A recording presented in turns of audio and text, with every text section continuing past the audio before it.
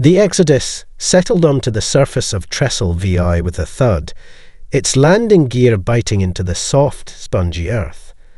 As the hatch hissed open, the crew was greeted by the acrid scent of alien flora, thick with a smell that was part rot, part ozone. The sky above them was a bruised shade of violet, streaked with the rapid passage of dark, roiling clouds. Winds howled through the camp as they unloaded equipment, the sound like the growl of some great, unseen beast. The planet was alive with danger. Commander Rachel Blake stepped off the ramp first, her boots sinking slightly into the wet ground. Her eyes scanned the horizon, scanning for any signs of movement. This world, Trestle VI, was rumoured to be a Deathworld, a planet where nothing was safe, and the air itself could kill you if you weren't careful. But her mission wasn't to be afraid. She was here to conquer, to lay the groundwork for Earth's first permanent colony beyond the stars. "Keep your eyes sharp," she ordered over her shoulder, her voice steady despite the rising unease. "We don't know what we're walking into." Jake Monroe, the ship's security officer, surveyed the area through his visor. Tall and broad-shouldered, with dark stubble on his jaw, he was the kind of man who could make even the most dangerous predator hesitate. Though he doubted even he could intimidate what might be lurking here. "It's quiet," he muttered, more to himself than anyone else. Too quiet. "Stay in groups," Blake commanded, as several crew members began setting up the camp perimeter. "We need to get the power online and establish a secure zone before nightfall." The sun, though dim behind the thick clouds, began to sink lower in the sky, casting long shadows across the strange, alien landscape. The ground here was soft, the colour of slate, with spiny plants growing at odd angles from the soil. But it was the trees, if you could call them that caught the crew's attention. Tall, black-stemmed giants rose up like skeletal fingers reaching into the sky. The leaves of these trees were unnaturally smooth, almost metallic, and glimmered faintly in the low light. Without warning, a sharp screech split the air, so high-pitched it made the crew's teeth ache. Monroe's instincts kicked in, and he immediately dove for cover, his hand on his weapon. "Get down," he shouted. The others scrambled to follow his lead, instinct and training taking over. From the jungle's edge, massive shapes emerged, moving fast and low to the ground. Monroe's eyes widened. Beetles. Not like any insect he had ever seen. These were the size of small vehicles, their hard exoskeletons reflecting the dim light, acid dripping from their mandibles as they clicked and clacked menacingly. Blake cursed under her breath, grabbing a pulse rifle from a nearby crate. She raised it, her finger tightening on the trigger as the massive beetles closed in. "We're not alone anymore," she muttered. The battle for survival on Trestle VI had already begun. The screech of the giant beetles echoed through the jungle as the crew scrambled to their feet, weapons raised. The air was thick with tension, the heat of the alien planet pressing in on them from all sides. Blake's mind raced. These creatures weren't just big. They were organized, strategic. Monroe had already started issuing orders, his voice sharp and authoritative. "Get to cover now. Use the trees for concealment." Monroe barked, his pulse rifle raised, scanning the beetles' movements. His instincts screamed at him to fight, but he knew better than to waste energy on a hopeless chase. They needed to defend, but they also needed to survive. The beetles' pincers snapped, tearing into the jungle as they advanced in a wide arc, circling the humans like predators closing in on their prey. Blake ducked behind a thick cluster of alien vegetation, its tendrils quivering in the wind as she assessed the situation. The beetles were fast, too fast to outrun, and their sheer size made them nearly impossible to kill with conventional weapons. "Focus fire on their underbelly." Blake ordered, her voice steady despite the rising panic. The crew began firing in synchronized bursts, each shot landing on the creature's tough exoskeletons, but only making them stumble momentarily. Blake's heart pounded as one of the beetles rushed forward, aiming for Lieutenant Rachel Kim, who was caught out in the open. The creature's mandibles snapped with terrifying speed. "Kim, move!" Monroe shouted, sprinting forward and pulling her out of harm's way just in time. The beetle's mandibles clattered shut in frustration, a loud, almost intelligent hiss escaping from its throat. It turned its attention to Monroe, its eyes locking onto him with unsettling precision. Blake's pulse quickened as she saw the situation spiraling. These creatures were not just mindless predators. They were calculating, reacting to the humans' movements like they had some kind of strategy. The realization hit her like a punch to the gut. This world is testing us. "Grenade!" Monroe shouted, tossing an EMP grenade toward the beetles. It detonated with a sharp crackle, releasing a burst of electrical energy. The beetles faltered, their movements jerking erratically for a moment as their nervous systems overloaded. It was enough to give the humans a brief respite. "Move! Move!" Blake commanded. The crew opened fire again, and with a combination of gunfire and grenades, the beetles fell back, retreating into the jungle. Breathing heavily, Blake surveyed the battlefield. 3 of the giant beetles were down, their bodies twitching and spasming on the ground. The survivors of the crew gathered around, checking for injuries. The camp had been saved this time. But the battle for survival on Trestle VI was far from over. "Let's get the camp secured," Blake said, her voice hardening. "This is just the beginning." The morning after the beetle attack, the camp was a mess of debris and fractured equipment. Crew members worked quickly, patching up what they could and reinforcing their defenses. Blake stood off to the side, her gaze lingering on the dense jungle that stretched out in every direction, the towering black trees swaying ominously in the wind. "We need to get a better sense of what we're dealing with here," Monroe said, coming up beside her. His face was grim, eyes scanning the horizon. That attack wasn't random. Those beetles knew where we were. Blake nodded, the weight of his words settling like a lead weight in her stomach.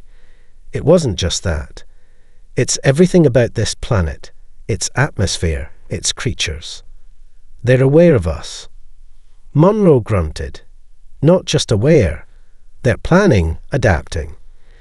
This isn't a fight we can win with brute force alone. We need intelligence, reconnaissance. "Agreed," Blake replied, eyes narrowing as she looked toward the jungle. "I'll take a small team to scout further out. See if we can find some sign of where those beetles came from, or any larger patterns." Monroe raised an eyebrow. "You sure? We don't know what's out there." "I don't have a choice. We're sitting ducks here unless we figure out what's really going on." She met his eyes, her expression resolute. "Make sure the perimeter is tight. We don't know if those things will come back." The team Blake took with her, Lieutenant Kim, Engineer David Moss, and biologist Alison Park, moved cautiously through the jungle. The air was thick, heavy with moisture, and the plants seemed to watch them, their twisted, metallic leaves rustling with unsettling rhythm. They kept their weapons drawn, constantly scanning their surroundings. Every rustle of a branch, every creak of the alien trees had them on edge. "Something's off," Kim said, her voice low, almost a whisper. "This place doesn't feel like a normal jungle. It feels alive." Blake was about to respond when a sudden, sharp crack pierced the air, followed by a low, rumbling growl. "Movement," Park hissed, pointing to the dense foliage ahead.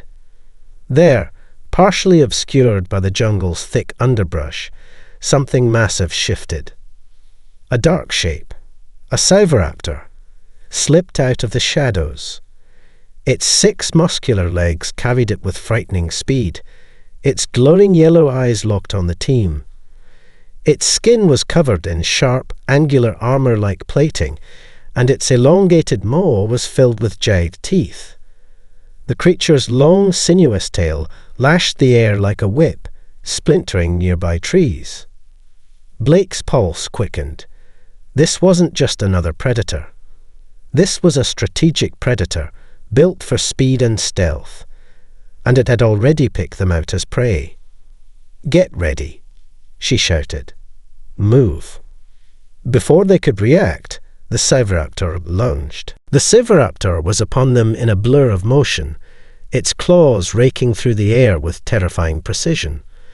Blake barely had time to shout before the creature's massive jaws snapped shut inches from her face.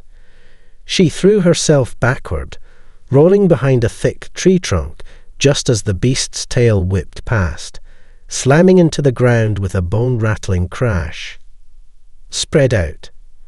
Monroe shouted, his voice sharp with urgency as he raised his pulse rifle. "Keep moving. Don't let it corner you." Blake scrambled to her feet, her heart pounding in her chest. The creature's yellow eyes locked onto her, its predatory gaze focused and calculating. It knew she was the leader. It knew who to target. She barely had time to react before the Cyberaptor lunged again, its claws slashing through the air with deadly intent. Kim opened fire, unleashing a barrage of laser rounds that struck the creature's thick hide. The shots had little effect, sparking off the Cyberaptor's armoured plating, but failing to pierce through. Monroe followed suit, launching grenades at the beast, hoping to disable it with a shockwave. But the Cyberaptor was faster than they anticipated. With an agility that defied its size, it darted to the side, avoiding the explosion by mere inches. It hissed, a deep guttural sound that reverberated in the air like a threat. Then, with astonishing speed, it launched itself at Kim, knocking her to the ground with a sickening crunch of bone. "Kim!" Park screamed, her voice full of panic as she sprinted toward her fallen comrade, but Blake held her back. "Don't. Stay focused." Blake barked, trying to suppress the growing dread in her chest. Kim was down, and they didn't have time to mourn. Not yet. Blake's mind raced. They couldn't beat the Cyberaptor head-on. It was too powerful, too quick. But she had one advantage left, her knowledge of tactics. Her fingers brushed over her belt, reaching for the emergency EMP grenade. "Monroe, cover me," she ordered, as she pulled the grenade free and armed it with a swift flick of her thumb. Monroe fired off another volley, catching the creature's attention long enough for Blake to take a step forward. She hurled the grenade toward the Cyberaptor, praying the EMP would do the trick. The device detonated with a crackle, a burst of energy scrambling the creature's nervous system. For a moment, the Cyberaptor froze, disoriented, its limbs twitching uncontrollably. Blake didn't hesitate. She grabbed her rifle and fired a concentrated shot directly at the creature's exposed underbelly, the beam ripping through its armoured plating. The Cyberaptor let out a deafening screech, staggering backward, before collapsing to the ground with a final, shuddering breath. The jungle fell eerily silent. Blake stood over the fallen beast, her chest heaving. "Is Kim?" Monroe knelt beside her, checking for signs of life. His expression darkened as he shook his head. "She's gone," he said quietly, a grim finality in his voice. Blake felt the sting of loss, but there was no time to grieve. Not yet. She turned toward the others. "We need to get back to camp. Now." The storm was closing in, But what they didn't realize, what they hadn't yet understood, was that this was no natural storm. It was the beginning of something far worse. Trestle VI was alive, and it was getting ready for war. By the time Blake and her team returned to the camp, the tension in the air was palpable. The loss of Kim hung over them like a dark cloud, but there was no time to mourn.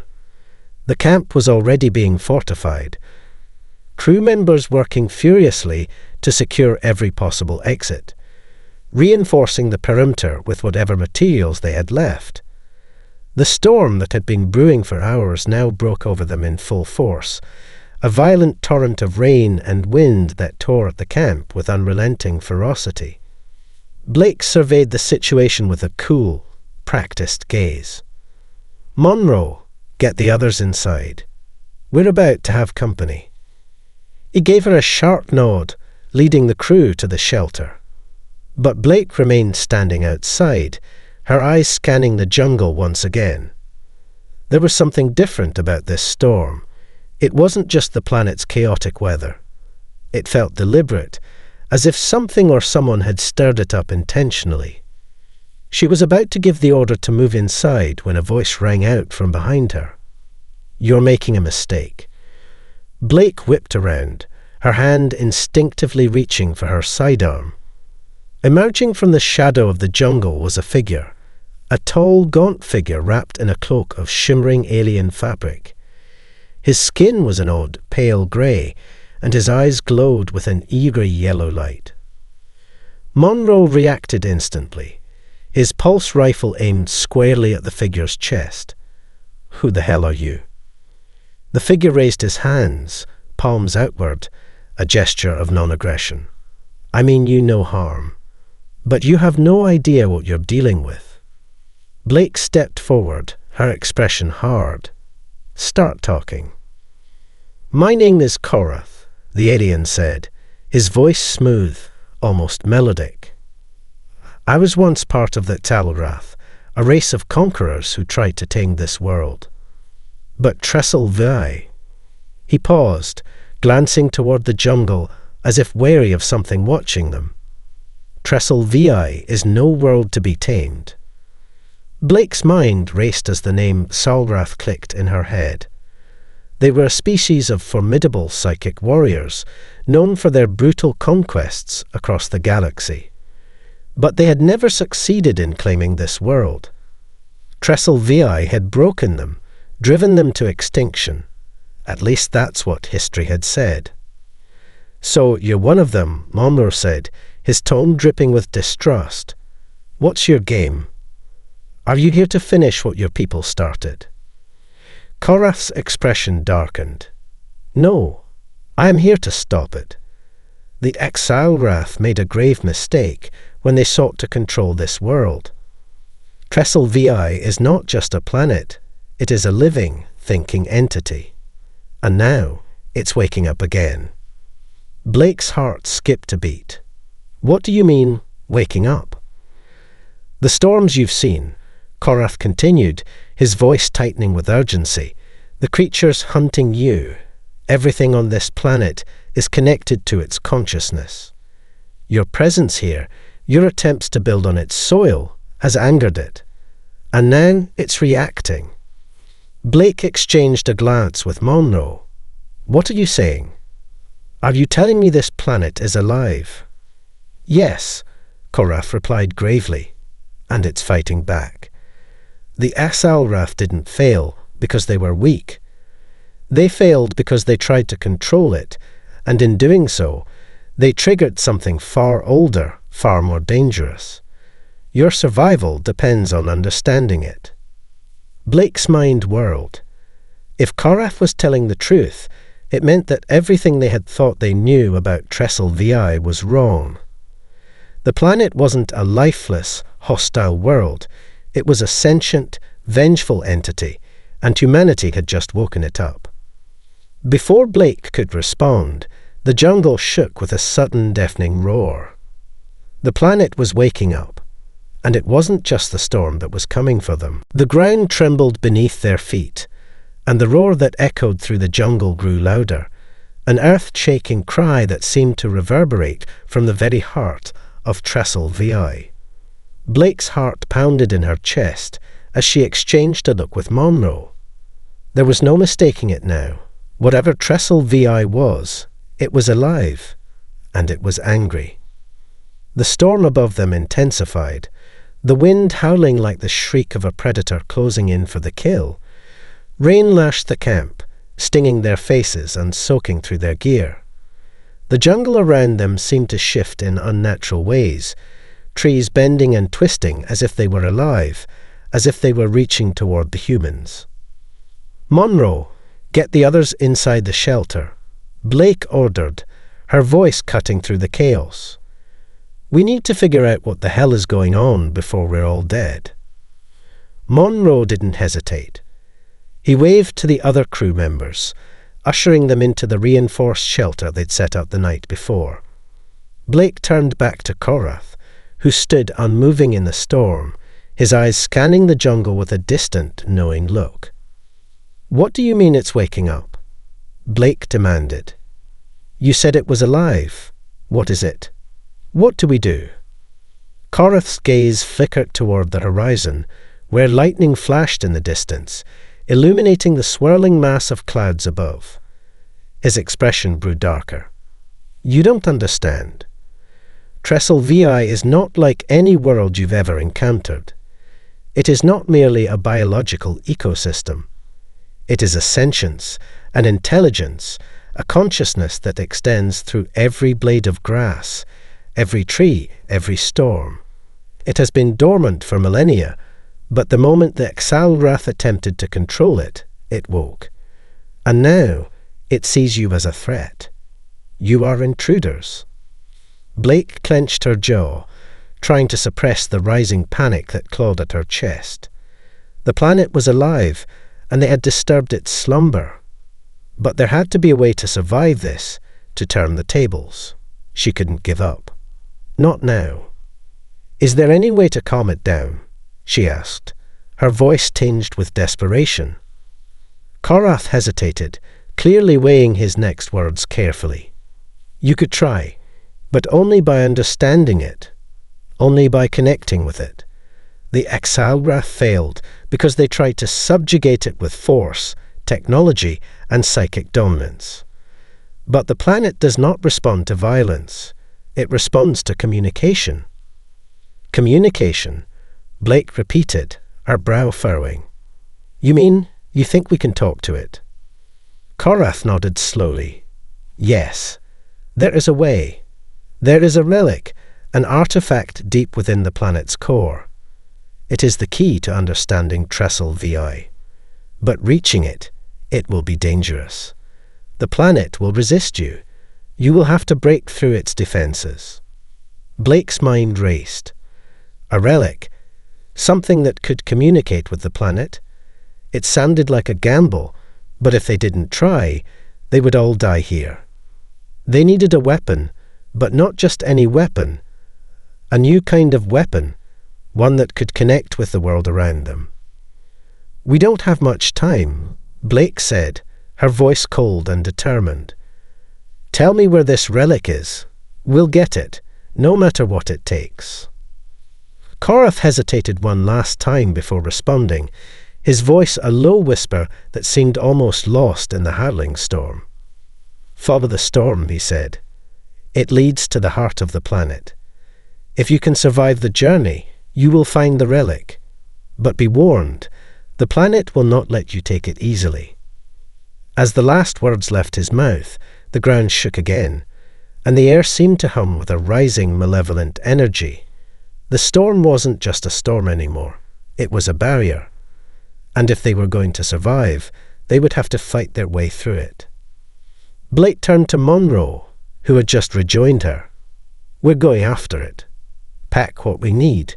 We leave in 20 minutes. Monroe nodded, his face hard. "Understood. We're not backing down now."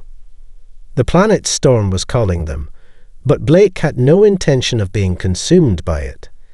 They had a chance to fight back, to understand this world, and it would be the humans, not the planet, who would decide its fate. The rain was a constant, relentless barrage, soaking through every layer of clothing, turning the jungle into a slick, treacherous labyrinth. Blake, Monroe, Korath, and the rest of the crew pushed forward, their boots sinking into the soft, wet earth with every step. The storm had become more than just a violent downpour. It felt as if the very planet itself was trying to swallow them whole. The air was thick with an unnatural energy, buzzing like static, and the trees seemed to close in around them as they moved deeper into the heart of the jungle. "How far?" Blake asked, her voice cutting through the roar of the storm. She was focused, her mind racing, calculating the risks, the dangers, and the chances of success. If they didn't find that relic, and soon, they were dead. "Not far," Korath replied, his tone grim. "But the closer we get, the more resistance you'll face. The planet does not want you to reach it." Blake glanced over at Monroe, whose jaw was clenched tightly. His face was set in grim determination, but she could see the doubt in his eyes. They were heading straight into the heart of a sentient storm, a living planet that wanted them gone. And yet, there was no choice. They were running out of time. They trudged through the jungle, their progress slow but steady. The creatures of Trestle VI seemed to be retreating as they neared the relic's location, though Blake didn't trust it. She knew better than to think the planet's threats were over. It wasn't just the storms or the predators that were the problem. The planet itself was changing around them. "We're getting close," Korath said, his voice tense. He stopped abruptly, raising a hand for silence. "Do you feel that?" Blake's senses tingled.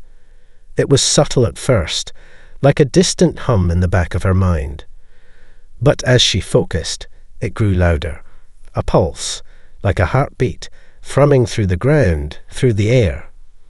The storm overhead seemed to intensify, swirling in an unnatural spiral, as though the very sky was pulling them towards something. "It's reacting to us," Monroe muttered under his breath, his eyes darting to the jungle around them. "It knows we're close." Blake nodded. They were right on the edge of something powerful, something alive. And if they didn't move quickly, the storm would consume them before they even reached the relic. "We push through," she said, her voice firm, resolved. "We get to the relic, and we end this. All of this." They continued onward, their movements becoming more frantic as the pulse of the planet's heartbeat quickened, like the sound of a drumbeat growing louder and faster. Then, with no warning, the ground in front of them erupted. A massive, writhing mass of roots, vines, and pulsating organic matter shot up from the earth, blocking their path. It was like the planet itself had given birth to a monstrous living wall, a barricade formed of its own flesh. The storm above intensified even more, the winds howling with rage, as if the planet was warning them away. "That's not just a barrier," Blake said through gritted teeth, her hand instinctively reaching for her pulse rifle. "That's a defense." Korath stepped forward, his eyes narrowing in recognition. "We can't fight this. We need to calm it, communicate with the core directly." Blake's grip tightened on her rifle. "We don't have time for subtlety." And then the barrier moved, not in the way of a beast retreating, but like an invitation. Slowly, impossibly, the writhing mass of vines and roots parted, revealing a path ahead, a glowing, pulsing doorway carved into the heart of the earth. The relic, the heart of the planet, lay just beyond it. Blake's breath caught in her throat. They were at the threshold, but the hardest part wasn't behind them. It was just beginning. "Let's finish this," Blake said, her voice steady as she led the way into the darkness. The air inside the glowing passage was thick with an otherworldly energy.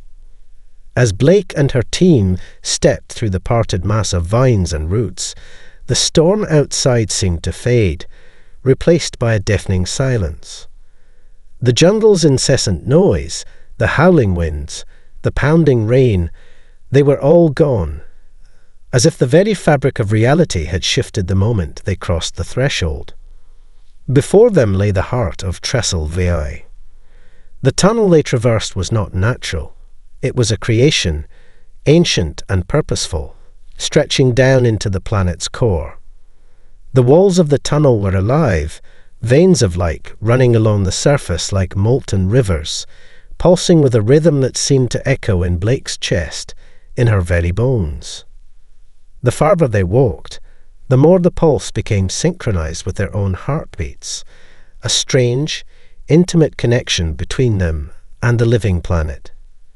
It was as though the planet was aware of their presence, aware of her. They reached the end of the tunnel, and there it stood, the relic. At first, it appeared to be a simple obelisk of stone, its surface covered in intricate symbols and runes, glowing faintly with the same pulsating energy that ran through the walls. But as Blake stepped closer, her eyes widened. The obelisk was not merely stone, it was alive. The surface rippled as if made of liquid, and as her fingers brushed against it, the symbols seemed to shift and change, as though communicating with her directly, feeding her thoughts and images of the planet's history. Blake recoiled slightly, her mind flooded with the planet's memories, its dreams, its ancient wisdom. For a brief moment, she saw the Salrath, an empire of destruction, attempting to dominate the world, only to be repelled by the living consciousness of Trestle VI itself. This is what you woke up, Blake thought. And now I understand. You were protecting yourself. The relic responded to her unspoken thoughts. A voice, not a sound, but a feeling, filled her mind. We are Trestle VI. We are the storm. We are the earth. We are the creatures. We are life. Blake's breath caught in her throat. This wasn't just a planet. This was an ancient consciousness, an intelligence that spanned its entire surface, embedded in every root, every creature, every storm.